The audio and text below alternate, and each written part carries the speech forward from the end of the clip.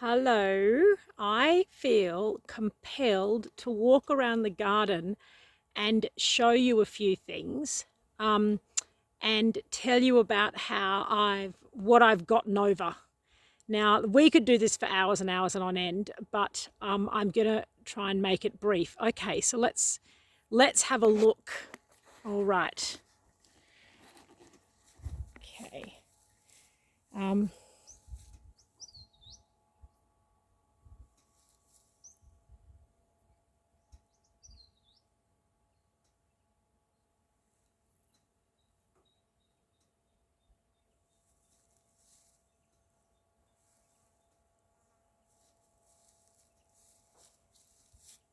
so this garden I carved out of the bush, which is very similar, was exactly like the bush out there. It's very, very harsh environment with a rough aspect facing west, uh, incredible winds and whatnot. No soil to speak of. I built it up with worm and compost and chicken manure, rescued chicken manure and whatever, because I won't buy animal feedlot stuff. Now, this, I just want to show you, this here is, just making sure it's working. So you have a look here. I put in a new pear, Honey wanted a certain apple, and there's a cherry tree. This little one here is a little cherry tree. I've just put those in this winter because they weren't growing in this part of the garden. They were growing in another part of the garden, and I just sort of wanted everything to be in this section. Now, goodness me, what do you see? Do you see a garden thriving with life? Look at all the pollinators, for goodness sakes. There's all sorts of bees and flies and frogs and butterflies and goodness knows. Or do you see an awful lot of work? And do you see a lot of weeds? Now, look, it's been a huge journey for me to get to the point where I can look at this onion grass and see a habitat, a home for many, and to also see, something that's helping to stabilize the soil and a plant that's helping to retain moisture in the soil, to hold space. I have spent hours of my life cursing and carrying on, trying to get rid of the weeds, mostly grass. I've given up on that battle because it's a ridiculous one. I'm never ever going to beat onion grass. It's as simple as that. And instead, what I've gotten to is this idea of just using an electric mower to mow in paths. So rather than trying to mow the whole thing and keep it all a certain way, and also to keep around the base of plants through deep mulching, free of the grass and whatnot. So you see, we've got. Can you see those artichokes coming along? We've been eating a lot of artichokes, which is a early spring thing, late spring thing. Sorry, in Tassie. And anyway, so yeah, it's been a real journey. When I studied art in the environment at uni, that was just a subject that I chose to do, and it was so interesting to see that we're very programmed to want to have our gardens a certain way based on some of the art that was coming out that was commissioned by the English government, and it was very much Englishy sort of art. Look at that. Look at that ixia. Look at that little, can you see that little pollinator? Don't know. Hello, darling. Well done. And so we've got this idea that the garden, everything needs to be in rows, it needs to be clean, it needs to be tidy, it needs to be this, it needs to be that. And these are all very colonist ideas. And it's not nature. It's not what nature does. Now look here, for goodness sake. Look, there's strawberries, lettuce, asparagus, rhubarb, and a nice big fat poppy. I'm very excited to see what colour it is. I don't know because it is sort of self-sown.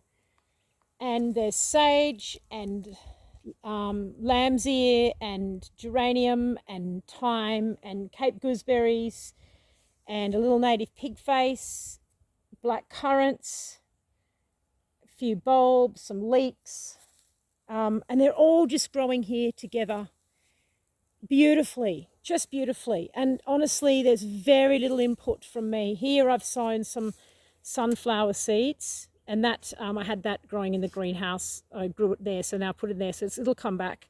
So I'm hoping they're going to come nicely. We've been getting lots of snow peas, and just walking along here. I avoided this path before because this is my beautiful big friend, the big blue-tongued lizard, was on this path, and I didn't want to disturb it. I wonder where it's gone now.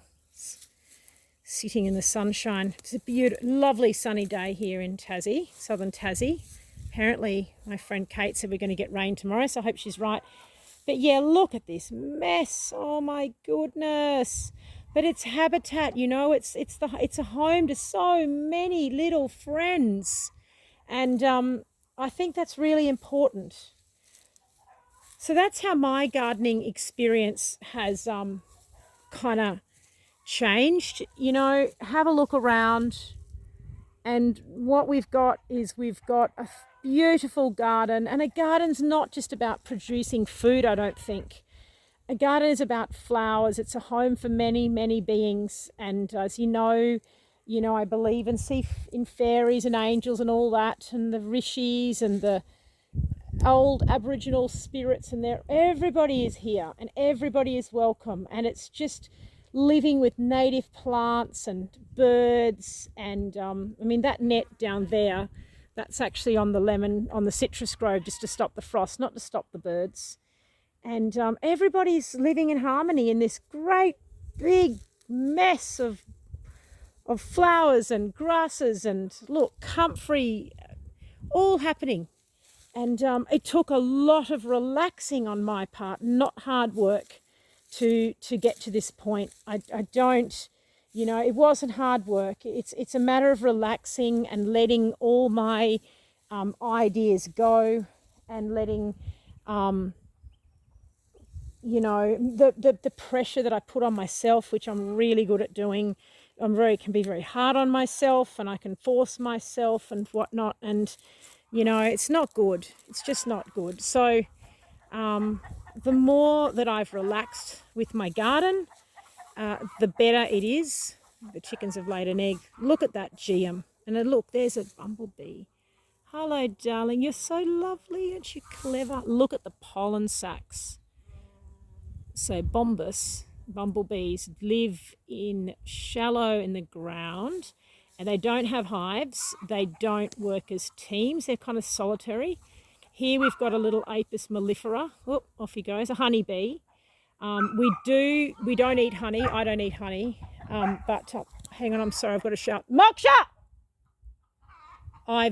Look at this little one. It's a little native bee. Now, do you see how the native bees and the bumblebees and the flies and everybody are just living together? And down here, look at that. Now look at that. What do you see? I see a bit of the old food there at some point later today if I want some broad beans. And this is really old and no good, so I probably will remove it soon. But at the moment, it's being a nursery plant, so it's providing shelter from the wind and the sun, and it's just sheltering some little guys. I put in this little zucchini seedling, but it got eaten by slugs, but maybe it'll be all right. Broad beans growing with potatoes. Oh no, more onion grass going to seed. But I mean, look at this though. Look at it. Isn't it just the most beautiful? Look at that. For goodness sakes. Isn't nature amazing? Isn't life amazing? Oh my goodness. I mean, you and I, we're just as perfect as that. We are just as perfect as that. Pretty incredible. Pretty incredible. So there you go. I just felt compelled to say that, and I'm really proud of myself, not for having worked to make this beautiful garden out of the bush on a very low budget, by hand with a little homey, vegan ways, no bought-in soils and all this. I'm really proud that I was able to relax enough to be at peace with all the grass and whatnot. All right, I'm going to get back to it. I'm going to go down there in that citrus grove and water my little lemons. See that they're all right. Lots of love to everybody. I'm going to turn the phone around to say goodbye. Bye-bye.